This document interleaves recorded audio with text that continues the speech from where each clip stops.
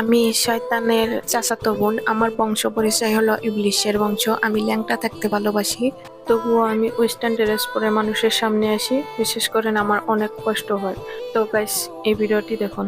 আমি ৫ ওয়াক্ত নামাজ পড়ি, আমি তাহাজ্জুদ পড়ি, আমি কোরআন শরীফ পড়ি। আচ্ছা, এই কোশ্চেনটা সবার মধ্যেই থাকে।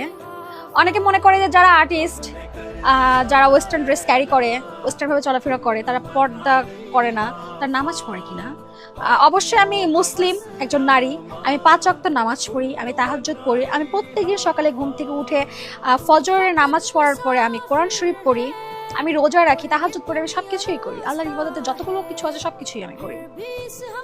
তো গাইস, আপনারাই বলেন তো, শয়তানের বংশ ধরে নাকি আল্লাহর ইবাদতের যত নিয়ম আছে সবকিছুই করে, সবকিছুই মানে। তো এই শয়তানের বংশধরের মুখে কি এগুলো এসব মানায়, নাকি আমি বলেছি ওগুলোই মানায়?